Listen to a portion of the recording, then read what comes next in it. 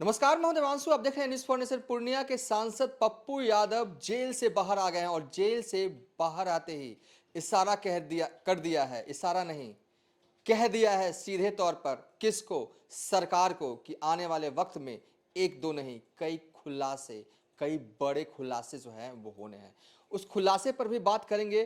क्या जो पप्पू यादव कह रहे हैं वो बस एक बयान भर बनकर रह जाएगा, या फिर सही में पप्पू यादव के पास बहुत कुछ है जो उनके मुखारबिन से अगर निकल गया समय समय पर तो बड़ा धमाका जो है वो बिहार में सियासी रूप से होगा। इस पर बात करेंगे। लेकिन सबसे पहले जो हमने स्लोगन दिया है, हार गई सरकार जीत गए पप्पू यादव। जिस तरीके से वो जेल से निकल रहे थे, जिस तरीके से उनके समर्थकों का वहां पर हुजूम और भीड़ था, और जिस तरीके से वो बयान दे रहे थे, यकीनन जीत तो पप्पू यादव गए ही हैं, हार तो सरकार गई है।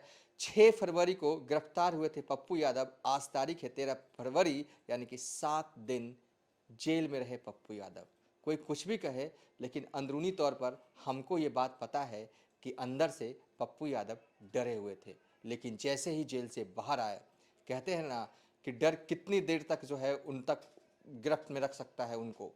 वो जेल से बाहर आते हैं, दहाड़ते हैं, ललकारते हैं, सब कुछ करते हैं। इस वीडियो में हम विस्तार से बात करेंगे कि आने वाले वक्त में पप्पू यादव क्या करने वाले हैं। क्या पप्पू यादव मुसीबत बन जाएंगे सरकार के लिए? तो शुरुआत में हमारे साथ वीडियो में जो है वो न्यूज़ फॉर नेशन के संपादक कौशलेंद्र प्रियदर्शी होंगे, और क्राइम वाला एंगल समझाने के लिए कुंडली भारद्वाज तो जुड़ेंगे। कौशलेंद्र सर, स्वागत है आपका। हमने ये स्लोगन दिया, सही है 100%, 50% या 70%, या कुछ काटना चाहेंगे तो आप काट दीजिए।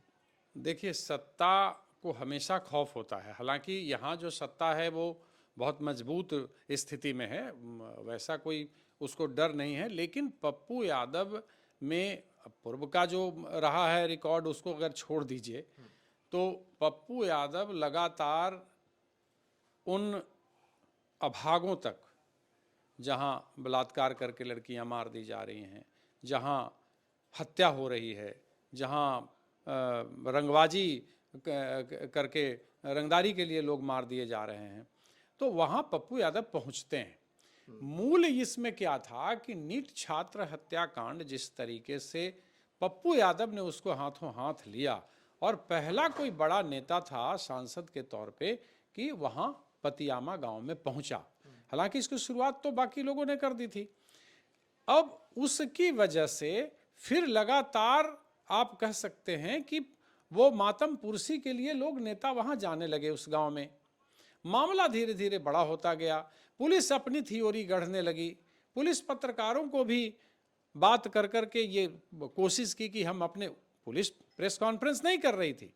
पुलिस प्रेस कॉन्फ्रेंस करने भी आई तो सवालों का जवाब दिए बगैर भाग गई, क्योंकि मामला फिर पॉस्को एक्ट का हो गया। तो जाहिर सी बात है कि इसमें पहचान छुपाना या बाकी चीज करना बहुत जरूरी होता है। लेकिन पप्पू यादव ने इस मामले को फिर एक सामाजिक के साथ साथ राजनीतिक तूल भी दे दिया। आपने इंटरव्यू किया था ना प्रभात मेमोरियल हॉस्पिटल के पास जा करके, तो उसमें उन्होंने न जाने किसका किसका नाम लिया था, बड़े नेता, बड़े मंत्री बचाया जा रहा है। पप्पू यादव लगातार लगता है कि पूरे दिन में 24 घंटे में प्रतिदिन 2-3 लाइव करते थे इस पे। और जिस तरीके से पप्पू यादव को गिरफ्तार किया जाता है 6 नवंबर की शाम को, आप कोई वहां से आता, अरे कोई भाग जाता कोई आदमी कि रात्रि में पहुंच गए। लेकिन 8 तारीख को वहां जंतर मंतर पे नीट छात्र हत्याकांड को लेकर के एक आंदोलन था। वहां लोग आंदोलन करने वाले थे। हालांकि लोग पहुंचे, लेकिन कहा गया कि पप्पू यादव उसके माता पिता को ले जाके दिल्ली ले जाने वाले। तो जाहिर सी बात है कि वहां कांग्रेस के बड़े नेता होते और एक बड़ा एक न्यूज़ बनता, नेशनल न्यूज़ बनता। ऐसे भी इसे लेकर के लिया छेदर सरकार की हो चुकी है। तो पप्पू यादव को एक बार आप याद कीजिए, कोरोना के समय में ऐसे ही गिरफ्तारी पप्पू की हुई थी, याद है ना? एम्बुलेंस वाला मामला, एम्बुलेंस वाला मामला था, और वो जाकर के राजीव प्रताप रूढ़ी के घर पे चले गए थे। और वो खबर भी हमने ही सबसे पहले जो है वो दिखाई थी, बताई थी। हाँ, तो जब आप सत्ता के खिलाफ बोलते हैं तो सत्ता को यह बर्दाश्त नहीं होता है। यह सत्ता का चरित्र है। चाहे वो किसी की सत्ता आ जाए, समाजवादी की सत्ता आ जाए, कांग्रेसी की आ जाए, भारतीय जनता पार्टी की आ जाए। तो ये पप्पू यादव लगातार विद्रोह विद्रोही तेवर में। और जिस तरीके से घटनाक्रम बिहार के अंदर चाहे क्रिमिनल अपराध जिस तरीके से बढ़ा है, उसे लेकर के हमला बोल रहे थे और नीट छात्रा को लेकर के लगातार वो कटघरे में खड़ा कर रहे थे, चाहे वो बिहार की पुलिस हो, बिहार की सरकार हो, बिहार के बड़े बड़े नेता हों। तो जैसे ही लगा कि अरे ये तो बड़ी बात हो जाएगी, इससे सरकार की भी बदनामी हो रही है, पुलिस महकमा की बदनामी हो रही है, तो पप्पू यादव को आनन फानन में गिरफ्तार किया गया, जहां पुलिस पहले पहुंचती है सिविल ड्रेस में। पप्पू यादव बैठे होते हैं, उनकी गिरफ्तारी आपने देखा कितना तमाशा हुआ, ले जाया जाता है। फिर उसके बाद पीएमसीएच में जो स्थिति एक सांसद के, ठीक है जो भी है, सांसद के साथ हुई कि बेड ही नहीं मिल रहा है, वैसे ही स्ट्रेचर पे लेटा हुआ आदमी। पूरा फील पप्पू यादव को करवाया गया कि आपने हमारा विरोध किया है, अब झेलिए। डराने की पूरी कोशिश की गई, लेकिन न्यायालय ने सिर्फ 7 दिनों के अंदर, उसके बाद 2017 का केस, 2019 का केस सब खोल दिया गया। फिर एक केस कर दिया कि अब आप राज्य सरकारी काम में बाधा कर रहे हैं। लोकतंत्रात्मक ढंग से किसी का भी विरोध करना हक बनता है। पप्पू यादव सांसद हैं, जिस तरीके से वो पुलिसकर्मी, पुलिस जो भी पुलिस पदाधिकारी हैं, शायद दीपक कुमार नाम, हाँ, जो ट्रीटमेंट दे रहे थे वो बड़ा देखने से भी लगता है ना कि भाई बायस्ड है कहीं ना कहीं। अचानक पप्पू यादव विदेश भागने वाले थे क्या?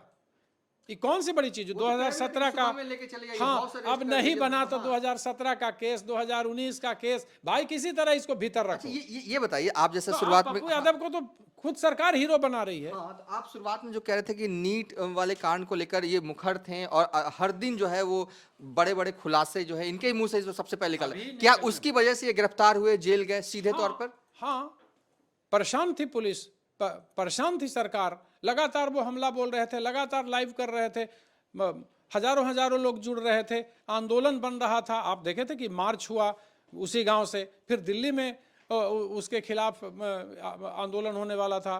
तो सवाल है ना कि सत्ता के खिलाफ जब ये लगातार आवाज उठा रहे थे, नीट छात्रा हत्याकांड हो या उससे पहले भी अन्य मामलों में भी पप्पू यादव वहां पहुंचते हैं, ये गलत था। और यही वजह थी कि सरकार पता नहीं क्यों खौफ में आ गई और इनको गिरफ्तार करना पड़ा। आखिरी सवाल हम समझ गए, मतलब कि आपके कहने का मजमून ये है कि जिस तरीके से नीट कांड को लेकर पप्पू यादव ने आवाज उठाई, उसकी सजा ये हुई कि जेल जाना पड़ा। एक आखिरी सवाल, विधानसभा में बजट सत्र चल रहा है, गृह मंत्री है सम्राट चौधरी, इतना बड़ा मामला जो है वो चल रहा है बिहार में, वो जो है अपोनेंट पार्टी के विधायक के साथ मजाक करते हैं, खड़े होकर कहते हैं इतना तो ठंडा नहीं है कि आप जो है वो फूल वाला जैकेट जो है वो पहन के, बताइए, मैं हंसी मजाक विधानसभा में चलेगा और बाहर इस तरीके की? देवांशु, बिल्कुल चलना चाहिए। हाँ। लेकिन जब सम्राट चौधरी यह बात, लगता है कि उससे पहले भी चाहे बाद में भी उनकी सरकार आई हुई 21 नवंबर के बाद आप देख लीजिए, हाँ, तो हाँ ठीक है 10 इनकाउंटर हुआ, लेकिन अपराध रुका नहीं है, अपराधी बेखौफ हैं, इसमें कोई शक है, सवाल इसका नहीं है। इसी मामले में जितनी दलील दी गई, पप्पू यादव ने क्या कहा? ठीक है, हर नेता आरोप लगाता है, किसी की भी हत्या हो, अरे भाई कैसे हुआ, पकड़ोगे उसको ना, आए बाएं चकराएं जो भी है तो भाई सुनना पड़ता है। कोई बोल रहा है, कोई बाएं बोल रहा है, एसआईटी अपनी अपनी बात कह रही है, रख भी रही है, ठीक है, आप फैक्ट दे रहे हैं, पहुंच कहां रहे हैं भाई, पहुंच कहां रहे हैं आप? इसके आप सामने आकर के बाकी लोगों को बोलने के बजाय सारा चीज रख दीजिए ना। बहुत बहुत शुक्रिया। जैसे कि सर ने एसआईटी जांच का जिक्र किया, कुलदीप भारद्वाज को जो है वो जोड़ेंगे, पूरा समझेंगे, पूरा टाइमलाइन समझेंगे। कौशलेंद्र प्रियदर्शी ने, सर ने तो बता दिया, सीधे कह दिया उन्होंने कि मतलब कि नीट वाले मामले को लेकर पप्पू यादव मुखर थे, जेल जाना पड़ा। अब तो जेल से बाहर आ गए हैं, अब कितना डरे होंगे या नहीं डरे होंगे, हालांकि देखने से तो लगा है कि डरे नहीं है, जो कुछ भी और अंदर छुपाए हुए हैं वो भी आने वाले वक्त में बाहर कर देंगे। अब तो सीबीआई भी, जो मेरी जानकारी है, सीबीआई भी अब इन्वॉल्व हो गई है। अब क्या लग रहा है इस पूरे केस में, क्या लग रहा है आपको कि नीट वाले मामले को लेकर क्या लग रहा है, तह तक पहुंच पाएगी सीबीआई? क्योंकि मुझे लगता है कि एसआईटी को भी टाइम काफी मिला लेकिन सॉल्व नहीं कर पाई। देखिए, पूरे सीक्वेंस को अगर समझेंगे तो थोड़ा पीछे चलते हैं हम लोग। पीछे चलने का तात्पर्य यह है कि घटनाक्रम क्या है इसको मैं आपको बताता हूँ।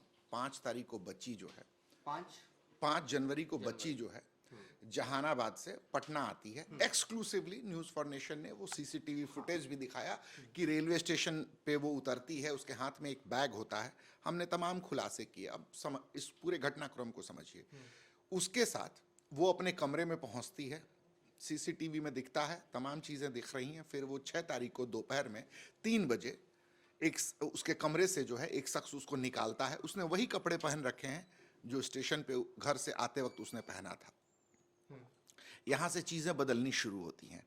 6 तारीख को तकरीबन शाम को 7:30-8 बजे के करीब में प्रभात मेमोरियल पहुंचते हैं। मामले की जानकारी जो है विभिन्न स्रोतों से, चूंकि जनप्रतिनिधि हैं, पप्पू यादव निर्दलीय सांसद हैं और काफ़ी वोकल हैं, आम लोगों से जुड़े मुद्दों को बहुत ही बारीकी से न केवल जो है वो उठाते हैं, बल्कि वो उन चीज़ों को जोर शोर से उठाते हैं और कोशिश उनकी रहती है कि न्याय तक पहुंचाया जा सके।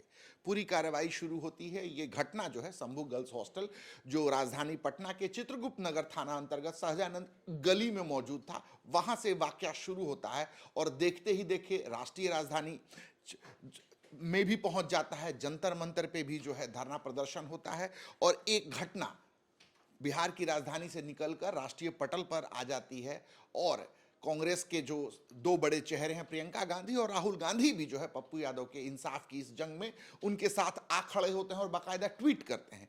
इसी बीच तमाम खुलासे और पूरी तरीके से मुखर पप्पू यादव लगातार नित नए खुलासे करते हैं सोशल मीडिया के मंच से। न केवल वो नई नई जानकारियां देते हैं, बल्कि प्रभात मेमोरियल हॉस्पिटल से जुड़े कई लोगों का वो इंटरव्यू तक करते हैं।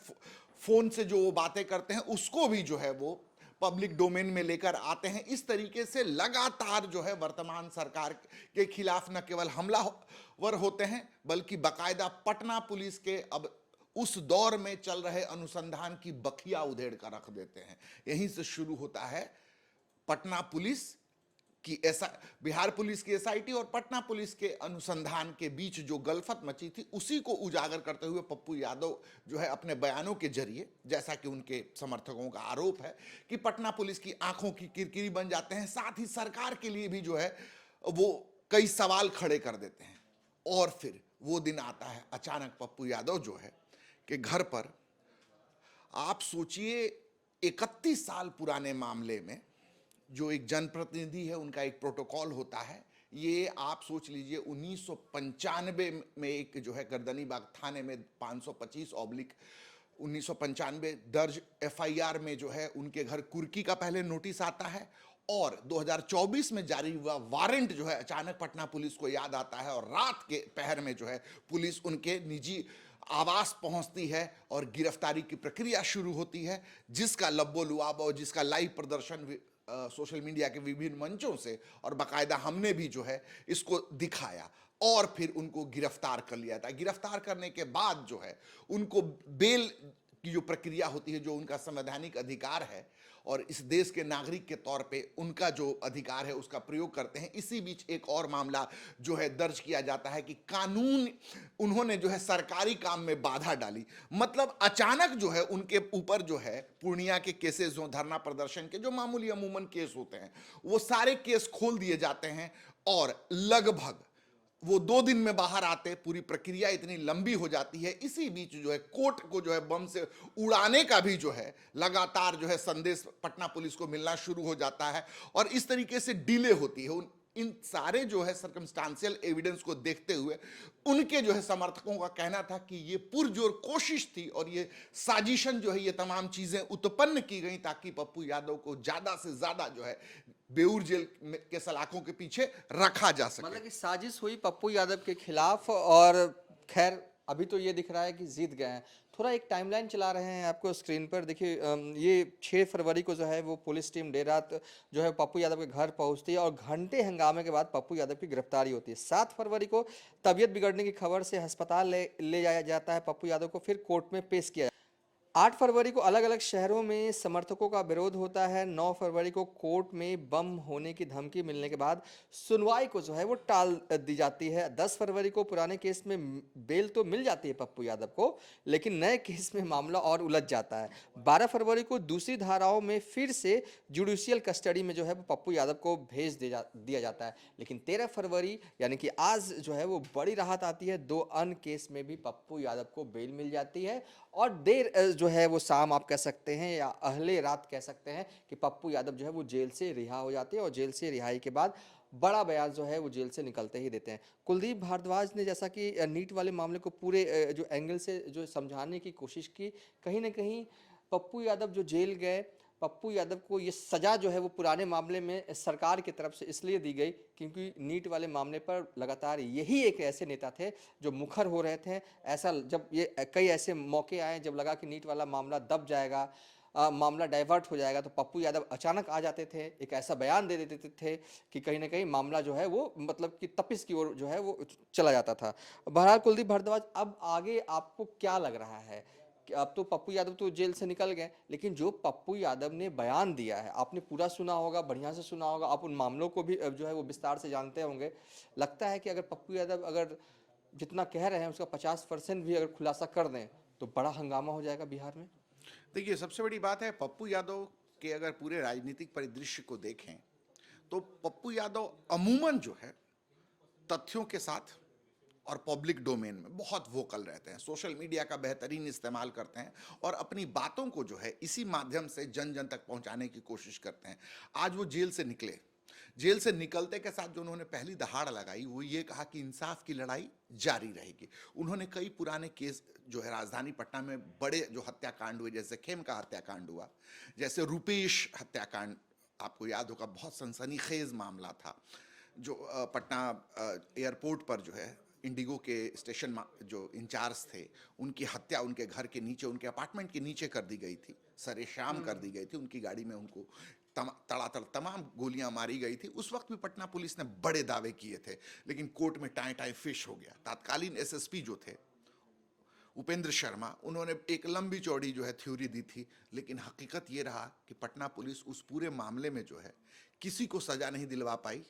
ये बात अलग है कि उस मामले में जिन लोगों को सलाखों के पीछे धकेला गया और रोड रेस का मामला बताया गया, वो पटना पुलिस साबित नहीं कर पाई, पूरा अनुसंधान बैठ गया। इसी तरीके से खेमका हत्याकांड हुआ, शहर के हृदय स्थली गांधी मैदान के ठीक सामने जो है, उनके आवास के ठीक सामने उनको गोली मार दी गई। तमाम जो है अनुसंधान की प्रक्रियाएं अपनाई गई। इनकाउंटर, बड़े बड़े नेता उनके निधन के बाद उनके पार्थिव शरीर का दर्शन करने के गवर्नर से लेकर देखिए एक चीज मैं बताऊं आपको, मातम पुरशी का जो सिलसिला होता है, वो किसी की मौत होती है, जनप्रतिनिधियों, नेता हो, बड़े लोग हों, सेलिब्रिटी हो, तमाम लोग उनके घर पे पहुंचते हैं और अब दुख व्यक्त करते हैं। इससे कोई ये नहीं है कि न्याय मिल जाएगा उनको, नहीं, ये नहीं। देखिए, मातम पुरशी जो है वो संवेदना प्रकट करना एक अलग तरीका है और किसी के लिए इंसाफ की लड़ाई लड़ना जो है बड़ी बात है। जैसे हमारे संपादक ने कहा, देखिए पप्पू यादव की एक जो सबसे बड़ी जो है यूएसपी कह लें, जो कई बार उनके लिए मुसीबत का भी सबब बन जाता है, पप्पू यादव बहुत वोकल है। हर छोटे से छोटे मुद्दे को जो है वो बड़ा कर देते हैं। और जेल से निकलने के बाद, ये बयान देने के बाद कहाँ जाते हैं पप्पू यादव? आप ही बताइए ना, कहाँ घर गए हैं क्या? नहीं, वो देखिए जेल से निकलते हैं, 7 दिनों तक सलाखों के पीछे रहते हैं, कई बीमारियां इनको है। जिस तरीके से इनके साथ व्यवहार किया गया, समर्थकों का आरोप है कि जानबूझकर साजिशन इनके साथ दुर्व्यवहार किया गया। पीएमसीएच में भी इनको जो है मरने के लिए छोड़ दिया गया था। तमाम ऐसे आरोप हैं इनके समर्थक। लेकिन जेल से निकलने के बाद ये मीडिया के सामने दहाड़ते हैं और घर नहीं आकर ये कहां जाते हैं, तो फुलवारी शरीफ क्षेत्र में जो है एक छात्रा जो है 8वीं फ्लोर से नीचे गिरती है, संदिग्ध परिस्थितियों में मौत होती है। उसके परिजन ये आरोप लगाते हैं कि उसकी हत्या की गई। पप्पू यादव इस फैक्ट को जानते हैं। अब देखिए वहां से ये जो है निकलते हैं बेऊर से, ये फुलवारी शरीफ गए। फुलवारी शरीफ उस पीड़िता के घर गए हैं जिसकी जो है संदिग्ध परिस्थितियों में मौत हो गई है। मतलब जेल से निकलते के साथ एक और न्याय की लड़ाई में जुट गए पप्पू। नॉर्मली कोई इंसान जेल से निकलेगा तो सबसे पहले घर जाएगा, एक आध दिन आराम कर लेगा, कल भी जा सकते थे, लेकिन नहीं। ये यूएसपी है, ये ताकत है, ये पावर है, ये स्टाइल है, ये तेवर है पप्पू यादव का। बहुत बहुत शुक्रिया कुलदीप भारद्वाज जी। तो चलिए इस वीडियो को वाइंड अप कर दे रहे हैं। इस वीडियो में हमने आपको क्या बताया? इस वीडियो में कौशलेंद्र सर ने क्लियर कह दिया कि नीट वाले मामले में जिस तरीके से मुखर थे ना पप्पू यादव, उसी का नतीजा रहा कि जेल के अंदर जो है वो सरकार जो है वो पप्पू यादव को ले जाती है। हालांकि 7 दिन के अंदर सरकार हार जरूर जाती है, जीत पप्पू यादव जरूर जाते हैं, लेकिन निकलते ही जेल से जो पप्पू यादव ने कहा ना, जितना कहा ना, उसका 50% भी अगर पूरा कर दिया ना पप्पू यादव ने, तो बड़ा धमाका हो जाएगा बिहार में सियासी रूप से। बहरहाल अभी तक के लिए इतना ही। आप देखते रहिए न्यूज़ फॉर नेशन।